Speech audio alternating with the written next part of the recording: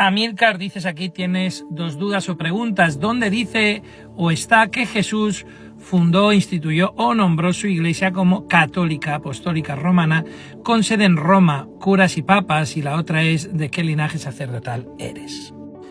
Te soy honesto, que he dudado si hacerte el vídeo para responderte, pero he pensado, venga, vaya que estoy parado aquí, voy a aprovechar. Tengo que decirte algo, y es que nada de lo que yo te explique te va a ser útil. Seguramente. Porque solamente viendo cómo formulas tus dudas, entiendo que tú te has formado ya en un contexto anticatólico. Así te han enseñado. Porque si yo te cito ahora Mateo 16:16, tú eres Pedro y sobre esta piedra edificaré mi iglesia y tal y cual, pues me vas a decir, no, pero la iglesia no es Pedro, la iglesia no es tal, la piedra es Jesús, tal cual. Entonces, ¿de qué sirve que te lo explique?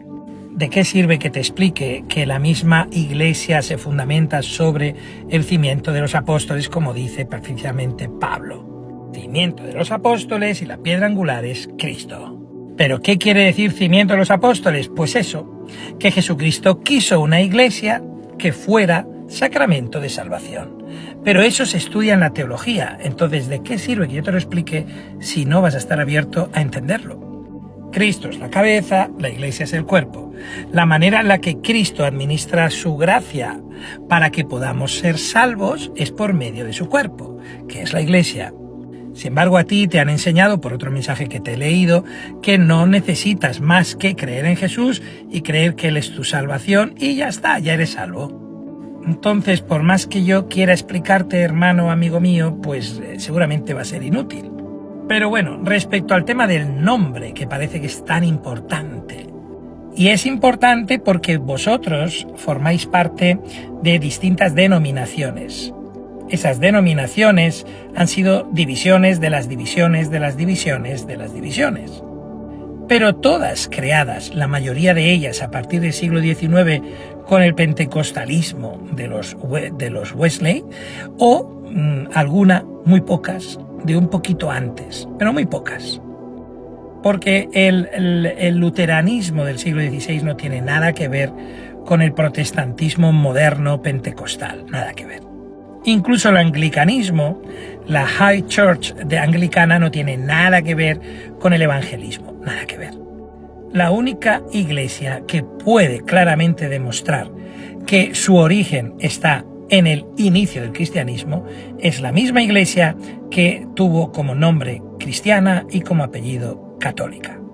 No existe ninguna otra denominación que utilice un nombre que pueda demostrar su veracidad histórica anterior al siglo XVIII. Bueno, si me apuras por el tema de la Reforma Luterana, vamos a decir el siglo XVI, va. Por lo tanto, la iglesia que funda Cristo, que es una única iglesia, es esa iglesia que en Antioquía recibió tanto el nombre de cristiana como el adjetivo de católica. Exactamente en el mismo lugar. Respecto a lo de apostólica, ya lo hemos dicho, sobre el cimiento de los apóstoles, claramente recibiendo la tradición que es las enseñanzas que hemos ido recibiendo desde los apóstoles hasta nuestros días y también creyendo en el magisterio, es decir, la enseñanza de los sucesores de los apóstoles. No es difícil de entender que si Pablo dejó, por ejemplo, a Timoteo como sucesor suyo, Timoteo dejaría como sucesor suyo a otro, y este a otro, y este a otro, y eso es lo que llamamos la sucesión apostólica. Lo de romana es un problema que tenéis bastante serio ahí metido, ¿no? Como una aguja gorda en el corazón, porque lo que no entendéis es que la Iglesia Católica no solamente es romana, porque dentro de la Iglesia Católica existe multitud de ritos orientales. Romano hace referencia al rito, es decir, a la liturgia, al modo en el que celebra tanto la liturgia como el derecho. Pero si has visto por casualidad el funeral del Papa Francisco, te habrás fijado que al final, cuando se le hacen ciertos ritos, aparecían unos cuantos obispos que son de rito oriental, pero son católicos, es decir, están en comunión con Roma y tenemos la misma doctrina. En lo único que variamos es en el rito, que ellos siguen ritos orientales, no rito romano. La palabra papa nace en Oriente y es una manera cariñosa, afectuosa de decir padre. De ahí viene todavía hoy en el castellano a nuestros padres biológicos les llamamos papá, ¿no? Y de ahí viene de padre. Entonces, desde Oriente venía la costumbre, la tradición de llamar padres a los obispos, a los patriarcas.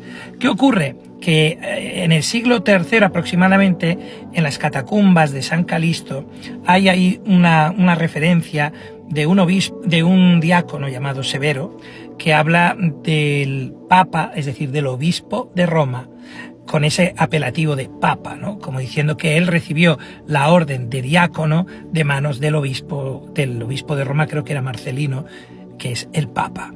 ¿Qué ocurre? Que a partir ya de cierto siglo, para diferenciar claramente al obispo de Roma como sucesor de Pedro de los demás sucesores del resto de los apóstoles, se dedica el nombre de Papa exclusivamente al que es obispo de Roma. Pero el obispo de Roma es un obispo como el resto de los obispos del mundo. La única diferencia es que el concepto Papa adquiere para ese obispo de Roma un cargo añadido, más bien un ministerio añadido, lo que llamamos el ministerio petrino de Pedro, que es el de apacentar los corderos, el de asegurar en la fe a los suyos. Y ese es el servicio que hace el obispo de Roma con el resto de obispos que hay en el mundo. ¿Cuál es la diferencia, por ejemplo, con los hermanos ortodoxos? Que ellos son patriarcados autocéfalos. Es decir, cada patriarcado es autónomo, distinto, y no tiene ningún tipo de, digamos, de necesidad de estar en comunión con los otros patriarcas. Sin embargo, los obispos de rito romano o los obispos que son católicos, esos obispos tienen que estar en comunión con el obispo de Roma y de hecho se le da al obispo de Roma la autoridad para seguir nombrando obispos en el resto del mundo. Pero eso es algo que va brotando con el devenir de la historia y es algo normal. Es decir, ese concepto de a ver qué dice la Biblia, pues es que eso de la sola escritura es una invención. Ni siquiera los judíos tienen la sola escritura. Entonces, los judíos te van a decir siempre que la enseñanza de la Torá no solamente es el texto, sino también la interpretación que se le da al texto y la tradición que van recibiendo de la interpretación que hacen los rabinos sobre ese texto. Los únicos que se han inventado la sola escritura han sido los protestantes. Para los católicos son tres patas importantes y fundamentales: la escritura, la tradición y el magisterio. Son inseparables. Prueba de ello es que en la escritura tienes 4 evangelios, 4 escritos evangélicos. Pero ¿dónde aparece la firma de esos 4 autores? En ningún sitio. Entonces, ¿cómo está en tu Biblia, Reina Valera, que uno es de Mateo, otro de Marcos, otro de Lucas y otro de Juan? ¿Por qué decimos el Evangelio de Mateo? Pues gracias a la tradición de la Iglesia. ¿Por qué? El texto no está firmado. Hemos aprendido, porque nos lo han transmitido, tradición, que ese Evangelio lo escribió Mateo, el otro Marcos, el otro Lucas y el otro Juan. ¿Me explico? Y la forma en la que uno interpreta correctamente ese evangelio es el magisterio. Por eso aparecen escritura, tradición y magisterio inseparables. Respecto a la última parte de qué linaje sacerdotal eres, pues yo no soy de ningún linaje sacerdotal porque yo no pertenezco a ninguna tribu de Israel. Es decir, la tribu de Leví era el linaje, digamos, usando tu término, que tenía el servicio, la encomienda de Dios de ser sacerdotes, es decir, de encargarse del culto. El sacerdocio cristiano es la participación en el sacerdocio de Cristo, el único sacerdote.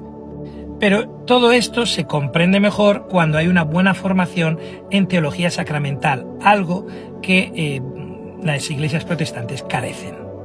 No sé si a ti te sirva, ojalá que sí, Amílcar, pero en cualquier caso confío que todo esto que he dedicado este tiempo explicando a alguien le sea útil. ¡Chao!